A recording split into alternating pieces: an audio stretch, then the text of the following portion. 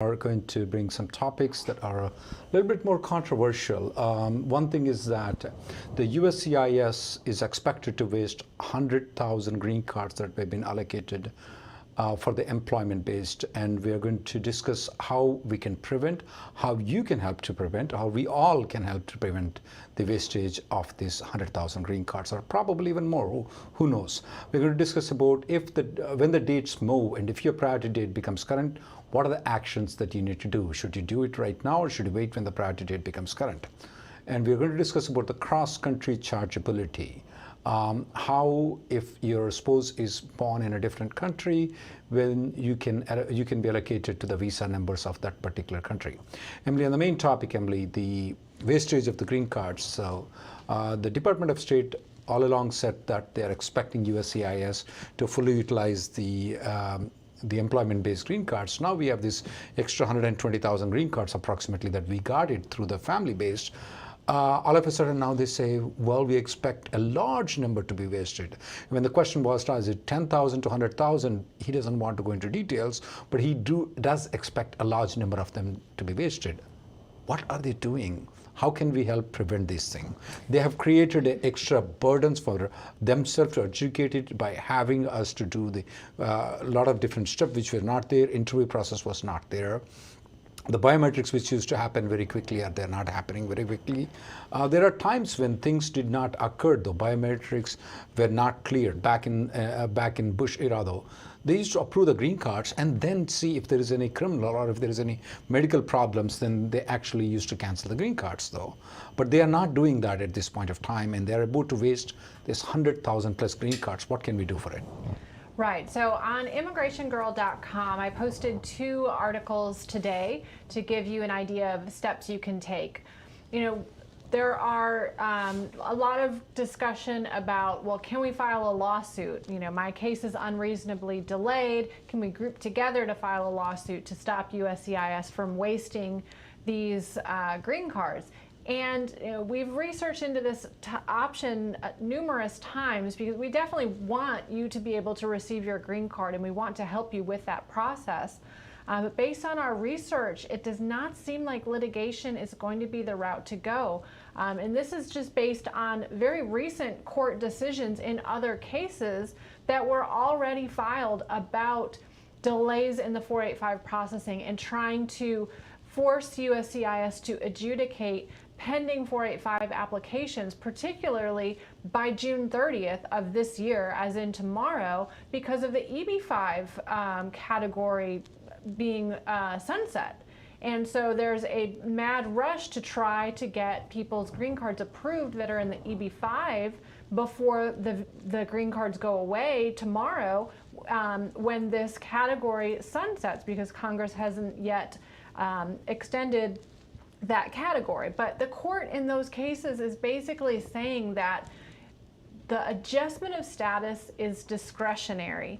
It is something that Congress has never given USCIS a specific time frame in which they have to do it. The statute itself says USCIS, the status of someone may be adjusted in the United States in the discretion of the Attorney General. The courts are taking that to say the judge cannot compel USCIS to adjudicate a 485 within a certain period of time. They can't compel them to adjudicate it at all because it's completely discretionary according to the statute. So that leaves us with, we need USCIS to be held accountable for their processing delays. And the people that can hold USCIS accountable is your congressman and senator. So on immigrationgirl.com, I have 2 articles posted. The second article that you'll find when you go to that site is a template email for you to use. You need to customize it to your situation, provide your personal story, and send this to your congressional representative. There's instructions about how to find that person, how to find their email. Usually you do it through their website. Send it to your senator. We're asking your senator and your congresswoman or congressman to hold USCIS accountable, become aware of this issue of green cards being wasted, and make sure USCIS fully utilizes all of the green cards that Congress authorized them to use. Don't let them go to waste. We also recommend for you to send a letter to Congresswoman Zoe Lofgren. She is very important in immigration reform and immigration policy. She's been a champion for many years for the employment-based immigration applicants, and we want her to also be aware of this, but not everybody can contact her by email through her website. It's only if you live in her district. So other people outside of her district, please copy the same email you're sending to your representative, but mail a letter to Congresswoman Lofgren, and that those instructions are at the bottom of that post. What else can you do? I have a second article on immigrationgirl.com with some questions that you can raise to the State Department about why they're not moving the dates. Because we know in the first 2 quarters of this fiscal year, USCIS received about 205,000 485 applications in employment-based, yet there's 260,000 visas available. When are they going to move the dates to get those additional visa applications in? If they wait and do it in July, in August, there's not going to be enough time for those applications to be processed before the end of the fiscal year. So I've put together, many of you are aware from these videos from the State Department, Mr. Oppenheim, that go through the visa bulletin and how he comes up with these dates. Well, there's a way that we can actually submit questions to him in advance so that they'll be addressed in the next visa bulletin chat that he does on YouTube. So there are instructions there on immigrationgirl.com, as well as some sample questions that you can ask. It seems that they choose questions based on the how many are similar. So if we have a lot of people asking the same questions, we should hopefully get answers to those questions. And it's important for us to get answers so that we can figure out how to make sure we're using all 260,000 green cards this year, so we don't have the same problem next year, because we already know next year there's going to be 290,000. Here's the issue, guys.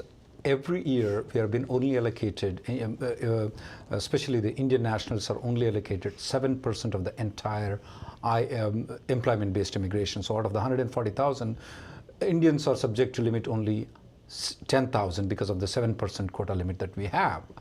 Because of this excess green cards that we got most of them will go to the countries that have been waiting for a long time. It so happens it's the Indians are going to get these green cards.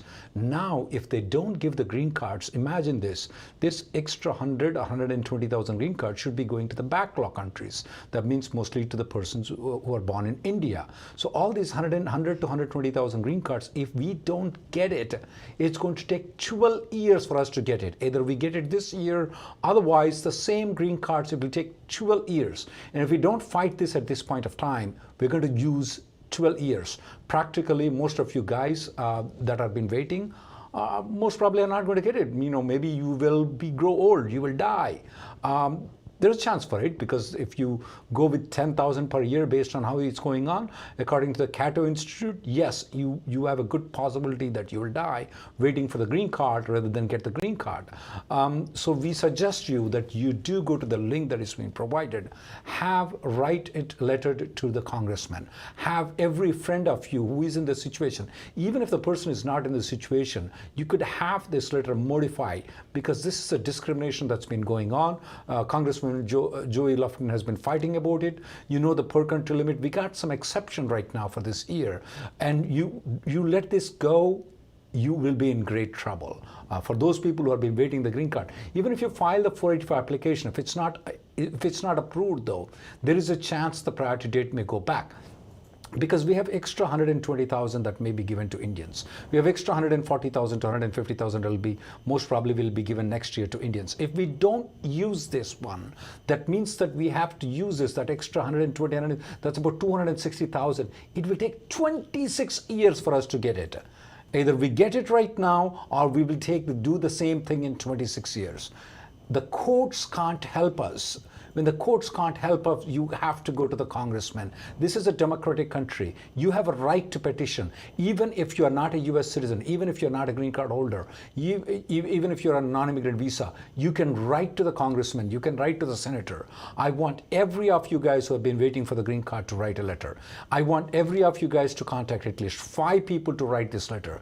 It's a very detailed written. Emily has taken a lot of strain in drafting this letter. The link has been provided to you in the Facebook and YouTube at the bottom.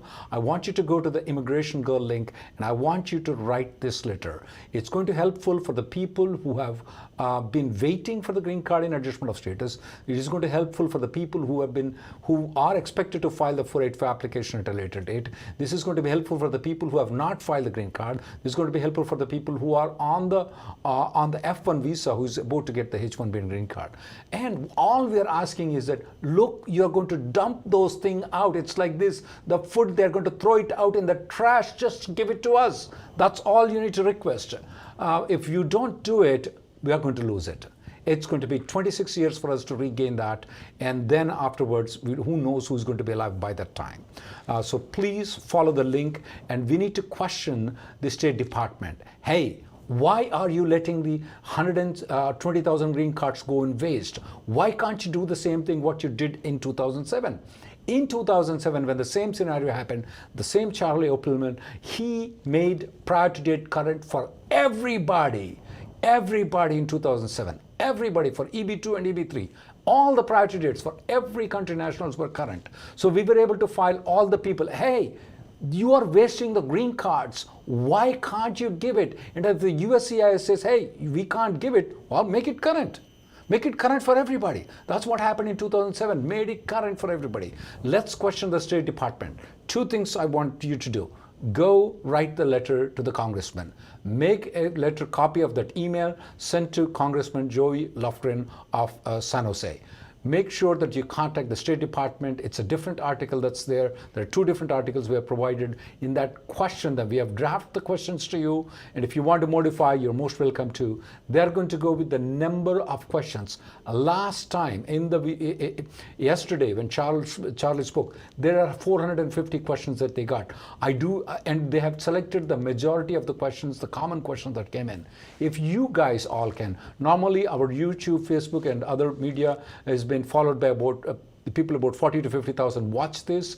If you can, at least 5 to 10,000 people can send letters, that's going to be a very significant amount. Not just the letter to the State Department, but also to the congressman. If we don't do it, if we miss it, it's going to take 26 years for us to. I beg, I request, I urge everybody to write a letter. I could not sleep yesterday, guys. I mean, this is the thing that you guys need to do it. You need to help yourself out. If you can't, nobody can help you out. Anything else, Emily, that you want to comment? All right.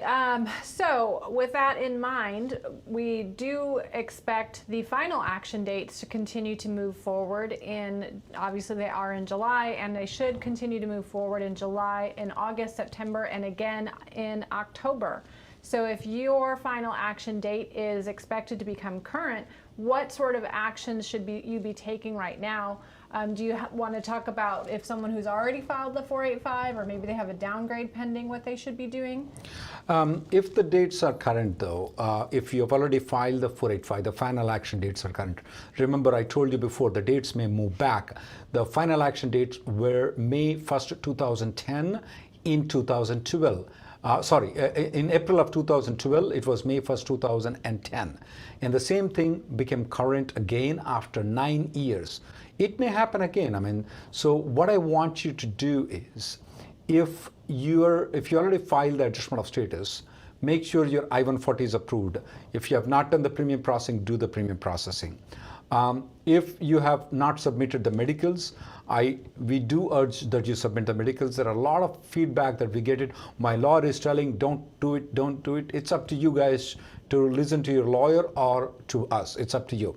We have provided a link at this YouTube and Facebook where you can follow it, where you can file the interfiling of the medicals by yourself. Yes, your lawyers are concerned that when they do the medicals, there is a chance that they may not accept these medicals. They may issue an RFP still asking for the medicals. I am not that much concerned about your $400, $500 that you spend. Believe me, I'm not. I don't care about it. I want you to get the green card 9 years earlier sometimes, because remember, when the priority date is current, it moves back. It may take a decade for you to come back. So yes, I don't care your $500. If you get the green card 10 years before, absolutely. Now, is it a guaranteed that you're going to get? Absolutely not. But if you will have a good chance. That's the reason I provided you the link there. I want you also, please, there are commonly asked questions, and we keep on creating articles. We keep on creating the YouTube sessions. We did one today. I want you to watch in the YouTube and Facebook about the birth certificate. That's the most commonly asked questions when you're filing a 485 application. I want you to watch that video and follow the link that is provided if you don't have a birth certificate. Now, for those people who are expecting their priority date to be current, that means that either your priority date is somewhere between 2015 to about 2018 December. And for those EB2 people whose priority date is between 2011 and maybe 2016-17, it may be worth, for the people who have not downgraded their application, it is probably worth for them to downgrade the application right now and make it ready for October though.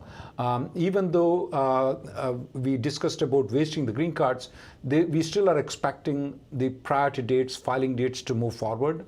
Who knows, the State Department, upon your request, upon your urging, upon contacting the congressmen, they can make everything current. Who knows?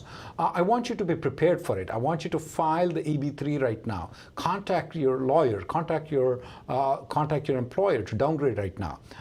If I were you, I would also pre-prepare your application. Our office is offering a discounted service where we don't charge much money initially. Of course, we are not that cheap lawyers. We are not very expensive, but we are not a very cheap lawyers here. But we do charge very nominal money to complete the entire paperwork, to make everything ready. But when the priority date becomes current, we'll charge you the rest of the money and ask you to pay the filing fees so that we can file the application. Ask your lawyer if they are providing the service. That may be a very good option for you. That may be and I see that one of the questions from Chandrababu Mettu is saying that, a couple of other people are saying that the priority date is becoming current. What to do? Should I downgrade or should I not downgrade? Those questions are asking. Yes, you should downgrade it. You should downgrade and prepare the application ready so that when the priority date becomes current, you can. Questions ask about, hey, what about I'm filing my, when I do the downgrade, is my EB2 option still open? Yes, your EB2 option is still open. It's not over. You can either go with EB2 or EB3. Both options are there. Anything else, Emily? Next up, CrossChargeability. What is it? Who needs it? Why would you want it? So this comes up in the situation where the main applicant may be from one country where the priority dates are backlogged, and their spouse may be born in a different country. And in that situation, USCIS has a special provision that allows you to file the I485 together, even though you're from two different countries, and you get to use the cutoff date or the country of chargeability that's more advanced or better suitable to you. So that means if your spouse is from a country that is not backlogged, you can use your spouse's country of chargeability, your CrossChargeability, and you can file the 485 based on your spouse's country of birth instead of your own. So if you're in that situation where two spouses are born in different countries, make sure you're aware of that and take advantage of it if you qualify for it. Emily, does the spouse has to be a citizen of that country? For example, in the Middle East though, let's say for example, the husband is from India, the wife is born in Saudi Arabia, but she's never got a citizenship in Saudi Arabia. They don't give it like that.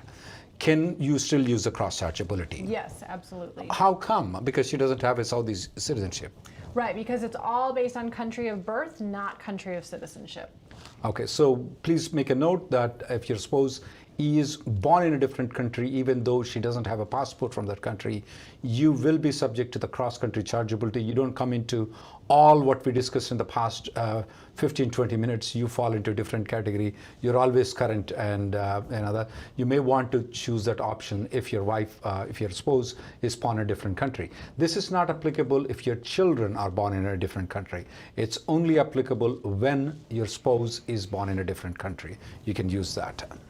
All right, time for some questions. Ashwin from Facebook submitted the medicals, and the priority date is going to become current in July. The USCIS case status now says name was updated. What does that mean? That's a very common case status that you see, and it doesn't just mean your name was updated. Usually that means that they've updated something in your file. It could be that you have changed attorneys and your attorney has filed a new G28 and they've updated the attorney information. It could be an address update. It could be the fact that they've updated your medicals into your file. There's no way of knowing exactly what it means, but you have to think about what is the most recent thing I've submitted to USCIS. If that date lines up with when USCIS is saying they made that name update, it could be just that they've updated whatever it was you have done. So it's kind of a catch-all category that they use with that case status system. The online case status is not a great system. It doesn't cover every single possible scenario. And so they use that name updated just to update the fact that they've updated something within your record that they have. Mukherjee from YouTube has this question. My company refuses to downgrade. Can I do it by my own? Unfortunately, no. You cannot downgrade by yourself. Only your company can do it. Company can authorize any lawyer to do it, but no, you cannot go against the company and do it. Mark from YouTube has this question. For the applications filed for I-140 downgrade in a regular processing, have we seen any of the I-140s approved? Yes, we have, but I would say that it's less than 3% of the cases that we filed in October of 2020 in regular processing have I-140 approved. Most of them are not approved, so if you guys can try to. There are some cases after filing a couple of times the premium processing is getting rejected. For most of the cases though, the premium processing is getting accepted. Sometimes it may not be in the first attempt, sometimes it takes a couple of different attempts to get the premium processing accepted.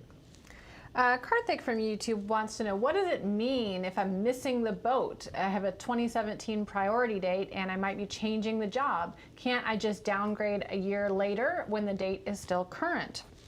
Well, what we're talking about in October and what happened last October is the filing date chart being usable.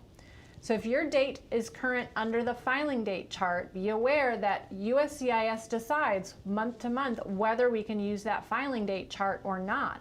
And they come out without a lot of advance warning and all of a sudden say, nope, now you have to use the final action date chart. That is basically their version of retrogression. And if they don't let you use the filing date chart, you just have to keep waiting until your final action date becomes current. And what Rahul said, we're not going to have these extra green cards available again after this October. We're going to go back to how it was before October 2020. How many years did we say people had to wait for their priority date to become current? Decades. We're going to go back to waiting for decades. So don't assume that you'll just be able to file the following year. It could be decades. Bhargav Patel from YouTube has a very good question. Can the president help in preventing the wastage of the green cards? Absolutely, he can. I mean, I will offer him a simple solution. I remember President Bush. All he needs to do is that, look, you are all the service directors who are in charge of the 485. You're all fired on October 1st because you didn't act fast.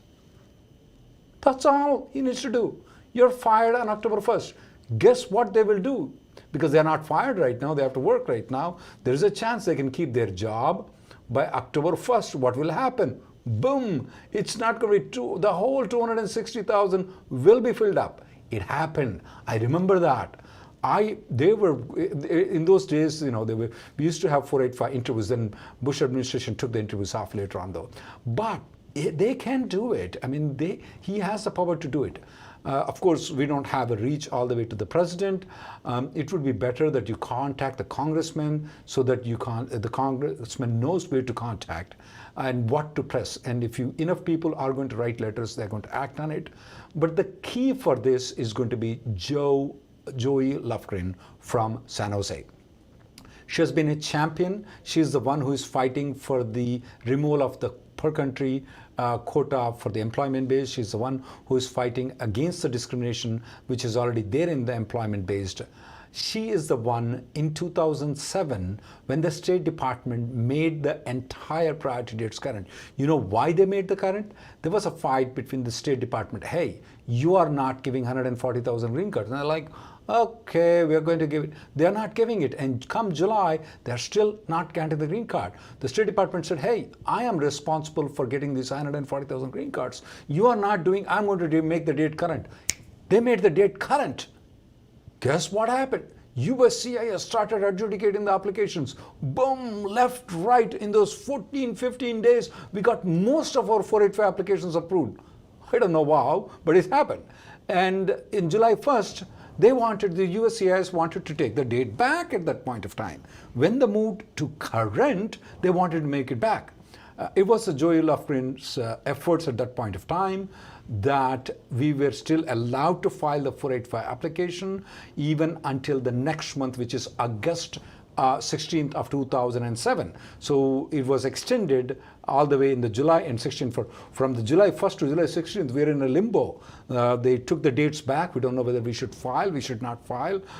It was really a limbo at that point of time, though. So yes, there is an authority for the State Department that they can do it.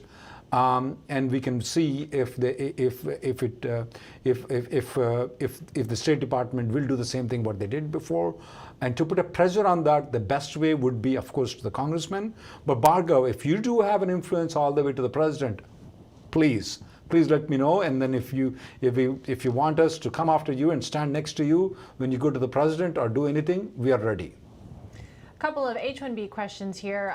First from Kalyan, can we expect a second round of H1B lottery for this year? It's possible. Obviously, we can't say one way or another because we don't know how many petitions were actually filed out of the selections because that cap closes tomorrow. But based on the number of selections they made, it was quite less than what it had been last year, partly because we think there'll be fewer denials this time around, but it doesn't really take into consideration the fact that they may have selected the same person multiple times and that person may proceed with only one. So we may have fewer filings than what they actually selected, and that's what creates the opportunity for a second lottery. So I do think there's a possibility. How likely that is to happen, nobody knows because we don't know how many were actually filed. Saif from Facebook is changing jobs while on H1B and still has an H4 and H4E80 pending from the extension he filed with the previous employer. He wants to know, should I file a new H4 and H4E80 when I file the transfer to the new employer? I do recommend it. Number one, it allows you to get your spouse's E80 without having to worry about these long processing times, and it will match the same end date as your H1B. So that is one of the benefits of filing it. And also we see some situations where after you leave the first employer and that employer goes back and withdraws your approved H1B, which they're supposed to do after you've left, they have to notify USCIS. USCIS turns around and denies the pending H4 and E80, saying you're no longer maintaining H4 status because your spouse is no longer an H1B, even though you filed the transfer. So to avoid that possibility, I do recommend filing the H4 and E80 when you file the transfer. A lot of people are asking about the speeding tickets. We discussed it in the last week about the speeding tickets, or 2 weeks before. If you have a speeding ticket, that's just a speeding ticket, not a DUI, and the fine is less than $500, and it does not involve any bodily injury or any physical injury to a person or any bodily injury, you do not have to disclose it according to the I485 instructions. You do not have to disclose it. You're good. Don't say yes that you've been criminally charged and convicted. It's going to create a lot of problem because they have to then interview you because they don't understand why you said yes. So if it's less than 500, no bodily injury, just a speeding ticket, you do not disclose it. It's going to create a problem. If it's a DUI or anything like that, then definitely you have to disclose it. Mahesh Kumar filed a downgrade from EB2 to EB3 back in October 2020, and the current processing time shows that they're processing cases filed on October 6, 2020, which is after he filed, but his I-140 is still not approved. He wants to know if he should wait or premium process or raise a service request. Well, I would say that start with a service request. Of course, only your employer or their attorney can submit the service request because even though that date is there online, we find many times that when we try to do a service request because our case was filed before that date, they say, no, that's not the right date. Your case is actually still within the normal processing time. So it's very likely that your case is still within normal processing time because, as Rahul said, we have tons of applications in regular processing filed last October that were still pending. The majority of them are. So I would doubt that October 26th date. If your employer is willing, definitely upgrade to premium processing. Otherwise, you're at the mercy of USCIS. And we've talked about this whole time how USCIS is delaying everything. They're not processing things on time. Why would you put your faith in USCIS to process your I-140 on time? It's not going to happen. Advait is asking the question, does F2 to H1B needs consular processing? No, you don't need consular processing from F2 to H1. You can convert change of status in United States. L. John from YouTube is asking the question, I have a marriage affidavit from India but no marriage certificate. What can I do? That should be sufficient enough. The marriage affidavit should be sufficient enough because for the late marriage registration, you will have to physically go to your home country to get registered if you are from India. So affidavits are good enough. We haven't had any problem when we submitted affidavits as the proof of marriage. Avinandan from YouTube wants to know, what is the implication if my priority date becomes current this October and my dependent's H4 extension is still pending and the I-94 has expired? How to file the 485 in that scenario? Very common thing that happened last October as well. So number one, if the I-94 expired less than 180 days from the day you are filing the 485, you can file the 485, no issues at all. That's a special provision called 245K that allows employment-based applicants and their dependents to file the adjustment of status even if they don't have proof of status for less than 180 days for a short period of time. If it's been more than 180 days and you're confident that that H4 extension was timely filed, properly filed, and it's eventually going to get approved, you can still proceed to file the 485. Make sure you include a copy of the I-539 receipt notice so USCIS can see that it's pending. There is a potential risk if that I-539 for some reason gets unexpectedly denied and it's been more than 180 days after the I-94 expired before you filed the 485, that can cause a problem for the 485. So definitely discuss all of that with your attorney before filing the 485, but it is doable. Atul from YouTube has this question, can we file the 485 with a previous employer? Yes, your previous employer can file the 485. He has underlying I-140, which is approved. And let me answer a couple of other questions about the previous employer. Can people downgrade with the previous employer if they are not working with that company? Yes, they can downgrade. There is something called ability to pay. I want you to watch the previous YouTube sessions that we did on that. If the company has enough profits to cover your salary, you should not have any problem in downgrading even if you're not working for the company. It may be worth for you guys if your priority date is falling before December 31st of 2018. If I were you, I would contact the old company to check if they are willing to downgrade, if they are willing to file the 485. Nothing wrong in it. I mean, we have filed a lot of cases where people were not working for the company, they left the company, and they want to now come back to this company because of the 485 application. So yeah, you can contact the old company. Venkat has a comment for Emily. The 210K 485 applications received, is it the primary applicant? Does it include dependents as well? That actually includes the dependents as well too, not just the primary applicant, but also dependents. Mahendra from Facebook has an old EB2 I-140 with an April 2017 priority date. Current employers planning to file an EB3 and they already got the prevailing wage determination. Do you think EB3 is good, or do we need to go with EB2? Obviously, we can't predict which one is going to be better in the long run.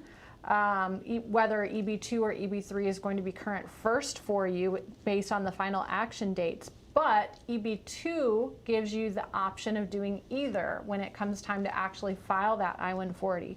However, given that your prevailing wage is already approved, it's already been determined what the requirements are for the position. And if they only meet EB3, if you were to start over to do EB2, it's going to take another 5 months to get that prevailing wage. You're going to miss the opportunity to file. P.I. Gupta has this question, what do you mean I'm not going to get the green card if I don't get it by September 2021? Well, here is the issue though. The way they are adjudicating, the processing times is anywhere between 16 months to 50 months to adjudicate the 485 application. And the priority dates are expected to move, obviously, under the filing dates and probably final action dates also. We may see some improvement all the way to September of 2022. My main cry at this point of time, or whining at this time, is, hey, you're wasting 100,000 plus green cards this year. That's going to be detrimental, because then what happens is that these people will fall into next year. They are all going to compete with you. And if they still don't adjudicate the 290,000 green cards, so what will happen?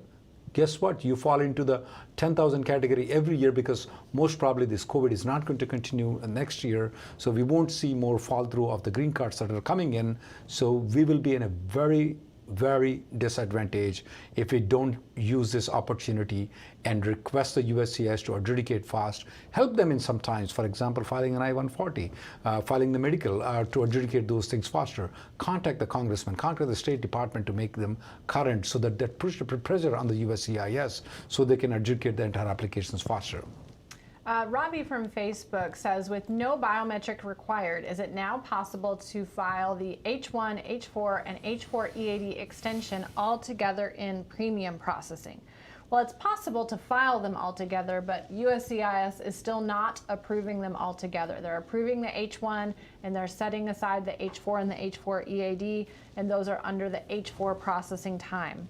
We are working to try to change that so it goes back to how it was before the biometrics, when they would process them all together. Seems to be much more efficient that way. Seems USCIS is fighting on that, so hopefully we can make that change. Ceci has a very good question. I call the question of the day. What happens if I file the 485 and dates retrogress? Well, you will be you will still continue getting the EADs. You'll still continue getting the advanced paroles. You can still continue staying on it, and if you want to give up the H1B, absolutely you can give up the H1B, but you will not get the green card. And that's what happened to a lot of people. The priority date moved all the way to May 1st of 2010. This has happened until April of 2012. Afterwards, the dates moved back. So if they fall into, let's say, for example, April 30th of 2010 is a priority date for them, they waited 9 years for the date to become current.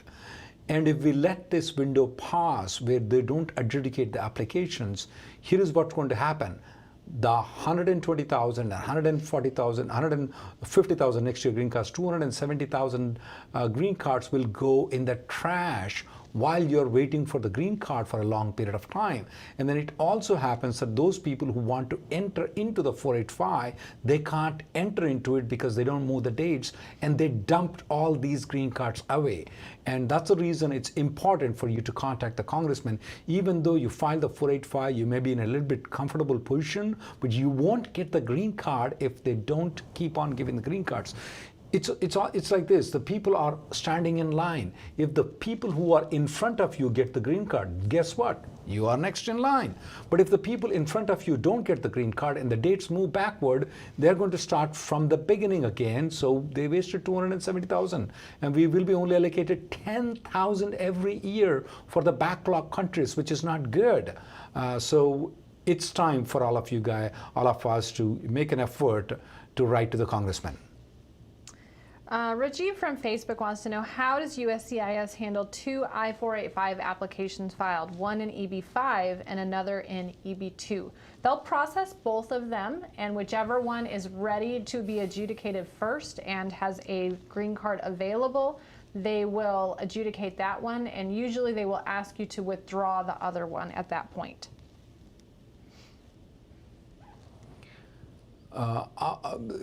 Dimon has, his priority date is 2009. RFE responded on June 15th. That's good news that you got an RFE. When should you expect a response from the USCIS? Anytime, that's all I can say. Anytime you could get the green card if the RFE is responded. And RFE for you is a good news. Vanathi from Facebook wants to know, can I file the medicals myself or should it go through the lawyer?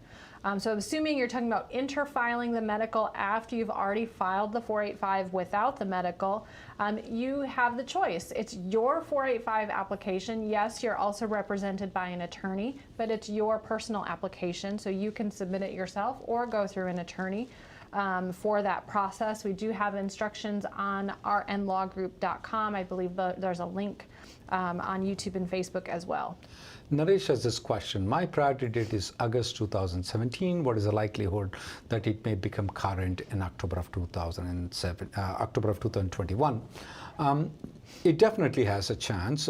If you are in EB3, if you're in EB2, if I were you, I would downgrade and make it ready so that you will have EB2 and EB3, both options filed. And if I were you, Naresh, I would also contact my lawyer to make sure that I have all the 485 application ready.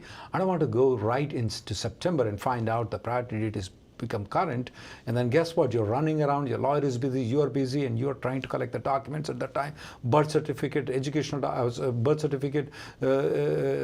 certificate, the status documentation, verifying whether or not you're working in the same professions as what has been prescribed in the labor certification, verifying the data in the labor certification, verifying the data in the H1B, verifying the data in the I485 application, verifying the data in the 485J supplement. All these things can be done right now if I were you. Don't wait until September. Now, you don't have a control over the priority date. I don't have a control. What you have a control is if you can do the downgrade, you should do the downgrade. If you can do the pre-preparation of the 485 application, this is the right time for you to do it, not in October. Sen from Facebook says, please clear up this confusion. Does AC21 kick in after 180 days of the 485 being pending, or 180 days of the downgrade I-140 being approved, or both? And what's the impact if the previous employer withdraws the downgrade I-140 for less than 180 days? So AC21 kicks in when the 485 has been pending for 180 days. However, if your I-140 is still pending at that point and you're trying to use AC21, yes, it's technically possible, but you're creating and adding an extra level of risk because that employer, when you leave, is likely to withdraw that I-140 that's still pending. And if there's an RFE on that I-140, they're probably not going to feel like responding to it for an employee that left the company. And that leaves USCIS to decide whether that I-140 was approvable at the time of filing. I would not want to put my fate in the hands of the USCIS officer to make that determination. I think it's much better to get the I-140 approved, and then once your 485 has been pending for 180 days, utilize AC21. Terrence has this question. from Facebook. If the 485 has been pending for 50 months, can I travel out of USA and come back? If you have an advance parole and if you don't come under the travel ban, and even if you do come under the travel ban, there are ways around it where you can travel outside, spend 15 days outside the country. That means between 15 days outside the country which is banned for that you visited, you can stay outside for 15 days and come back. Yeah, that advance parole for the travel will be issued while the processing will go on. Yeah, they're taking a lot of time to issue the advance parole, but yeah, it's about 8 to 10 months is the time that they're taking to issue the advance parole. Tushardri says, my H1B has been approved and I have the I-797, but my wife's I-539 approval is yet to arrive. The DMV is refusing to renew her driver's license for the lack of paperwork under her name. What to do? It depends on the state. There are many states that will not renew a driver's license based on a receipt notice and will only do it when you have the actual approval notice with the new I-94 at the bottom. If you're in one of those states, you have no choice. She won't be able to renew her driver's license until she gets the I-539 approval. Joydeep Das has this question. Last time when Congress really helped? Oh yeah, they did. I promise you they did. In 2007, they moved, the State Department moved, they made all the dates current. They didn't move 1 year, they didn't move anything. It's not. So if they moved everything current means even if you have an I-140, even if you have a priority date in 2021 approved, you filed and approved, well, most probably, in 2021 it's filed and approved, you can still file the 485 application. That's what happened in 2007. Emily was there, I was there. When that happened though, what happened is that in those 15 days from the time the priority date has been established to the way, because remember, it was a July visa bulletin that they made it current. So it was really somewhere about June 13th or June 15th. From that time to June 30th, they have adjudicated so many 485 applications because they don't want to accept any new applications at a point of time. And the State Department then took the visa bulletin back. Guess what happened? They took it back on July 1st. It was a complete chaos. We were running like chickens without head. What to do? Yes, at the time we all begged Joey Lofgren. She is the congresswoman from San Jose. She is the leader and we all begged her. She was so critical. She went to the administration. She got everything. How can you do it? You wasted all this money. You better accept these things. From July 1st to July 16th, the lobbying effect went on. Thankfully, the Congress came and they challenged, they went to USCIS. They made the USCIS accept the applications for the month of July. Until what time? Until August 16th of 2007. Yes, Congress comes to help. You need to try. Now, there are different issues though. When they want to pass the laws, it's a little bit complicated. I don't want to enter it. For these kind of things, which requires the government need to act. This lazy government need to act. The lazy government officers need to act. Yes, they do come to help. Please take the letter which has been put at Immigration Girl at the bottom, write it. It works. I have seen it myself so many times. Renjith from YouTube has downgraded to EB3 and it's still processing. He wants to know, does my EAD approval depend on this EB3 I-140 approval? No, it does not. The EAD, you are allowed to receive an EAD simply by virtue of the fact that you have a pending I-485 application. It has nothing to do with the I-140. You don't have to have the I-140 approved. Simply having a pending 485 is what allows you to get the EAD. When will they announce next year filing date? This is a question from Jitendra Lad from YouTube.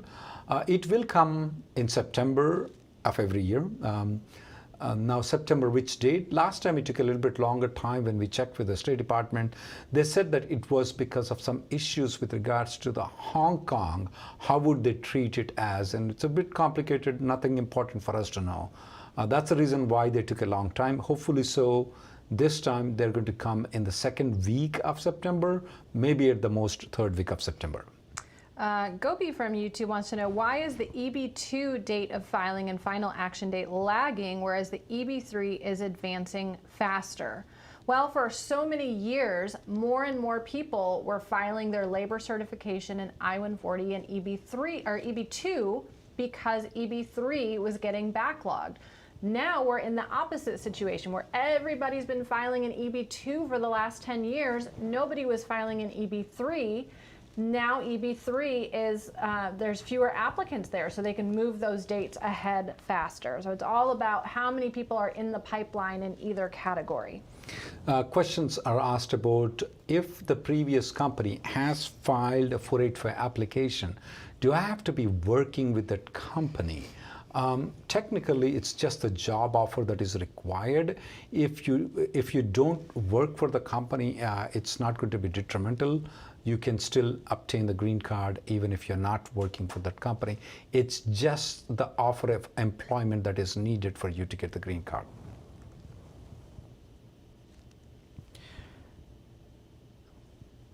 A lot of questions on the on the birth certificate, though. On the birth certificate, we have provided a link at the bottom. For about 10 minutes, me and my business partner, Rebecca Chen, has done a very good presentation. I want you guys to watch it. There is also a link that is provided if you don't have it. The affidavit formats, the non-availability certificate formats are all there. Please go through that question and answer session that we had. It's there in the YouTube and Facebook if you want to watch it. Sai is working full-time for Company A and wants to know if he can apply for a concurrent H-1B to work part-time. I'm assuming this means with a different employer. Does this affect my green card approval? Number one, you can work for 2 employers at the same time while on H-1B. Both employers have to have approval notices for the H-1B. The second employer files what we call a concurrent employment H-1B. It can be part-time, it can be full-time. So no issues there. So as long as you have that concurrent H-1B approval, you're authorized to work for that second employer, and it does not impact your green card process as long as the first employer still has that job opportunity available to you that they filed, that sponsored you the green card for. IP from YouTube has, my priority date is January 2012, EB2, should I downgrade right now? I mean, you can file the 485 application right now. We don't know what this crazy State Department and the USCIS is going to do. Right now, in the month of July, your priority date is current. If I were you, I would file. What were you doing in October of 2020? Please keep listening to our YouTube. You wouldn't have been here. You would have been filing an adjustment of status if you would have followed our directions before. I would file the 485 for you in July. That's just coming next week. Oh, sorry, this weekend. Vijay wants to know, what is the rejection rate for H-1B extensions now? So assuming that you're filing with the same employer, same job, no changes in the previous work details, USCIS is relying on the deference memo that says they should defer to the prior approval, and they're generally approving extensions. So the idea of extensions getting denied that we were talking about quite often under the Trump administration, that's not there anymore. The extension process is relatively straightforward and smooth. Of course, there's never any guarantees. Just because you got the approval before doesn't mean you'll get it this time around, but we're not seeing those high rates of denials that we were seeing previously. What happens when someone switches while the perm application is processed?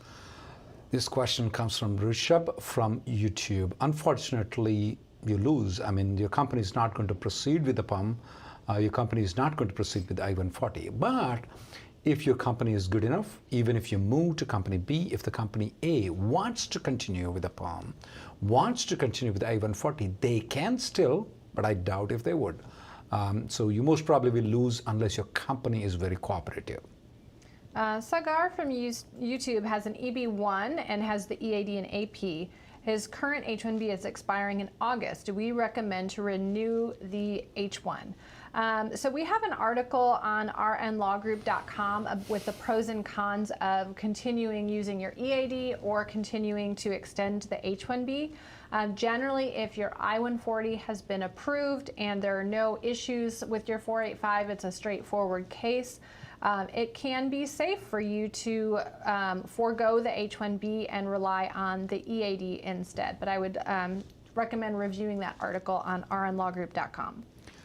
Satish has a very good question. His ex-employer has withdrawn the I-140. He left the company and now his priority date is current. Can he join back and file the I-140 again? Does he need to file the PERM? The question, Satish, is that no, you don't have to file the PERM. You can directly, since it's been withdrawn, you cannot use it, but the company can file the I-140 again. Satish, you said that they have withdrawn it after 180 days. It doesn't matter if it's been withdrawn before 180 days or after 180 days. For them to refile the application, the only thing that might have happened to you is that they must have used the PERM to file an I-140. Once they did it, even if they have withdrawn it, they can refile it even if it's less than 180 days. The 180 days rule is applicable in some extents to port the date and certain other things for you to go back to the old company and have them file an I-140 again.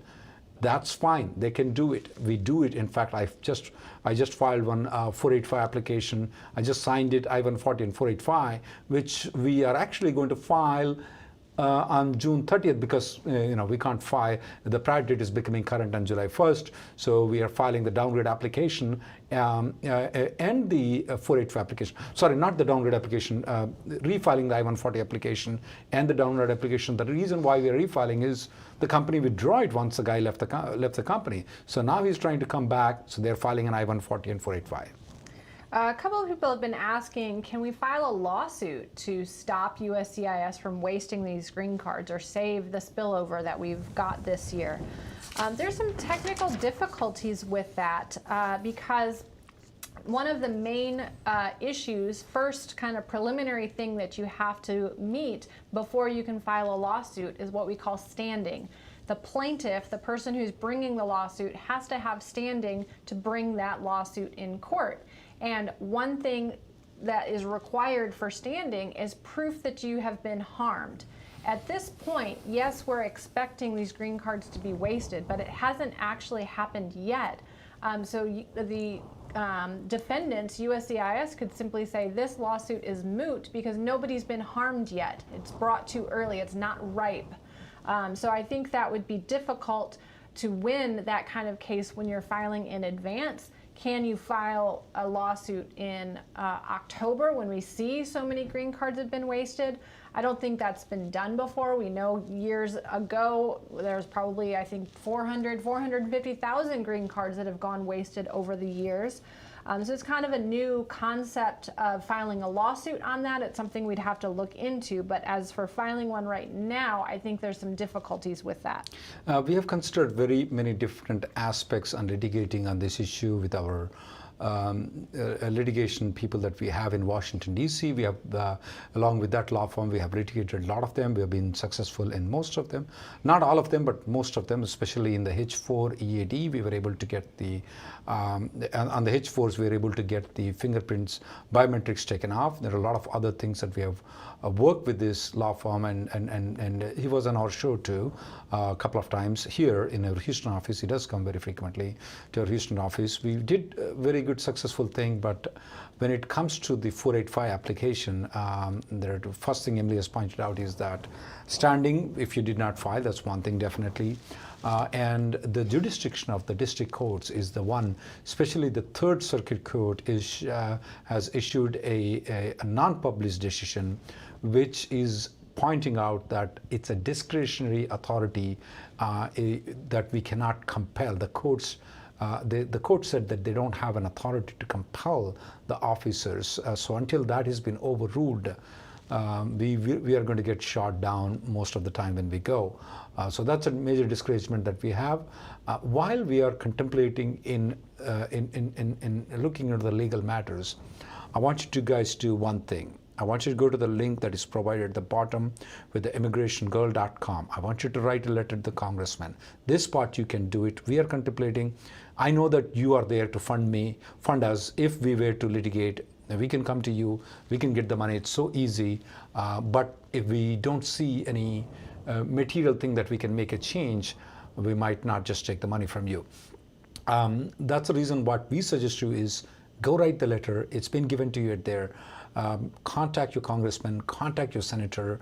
At the same time, make a copy of that. Send a physical mail to Joey Lofgren from San Jose, congressman. She's the champion for us. She can take care of these things our office need to do. And for those people who live in her constituencies in San Jose area, we would definitely want you to make an appointment with them, with that office as a group, go together. You may not be able to speak with her directly, but at least speak with the immigration person there. We need to make her aware of what's going on. And we need to activate the State Department. They have done a very good job in 2007. I salute them in 2007. I hope to salute them again this year. If they can make everything current, that's going to be good. There are two aspects that can happen. I mean, immigration may act.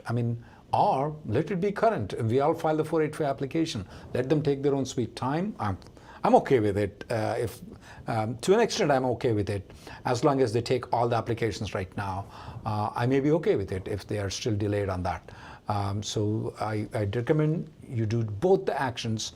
I would say 3 actions. 1, write a letter to your congressman, senator, and send a copy to Joey Lofgren, and write an email to the State Department. All the directions are being given at the Immigration Girl. It's there at the bottom of the link.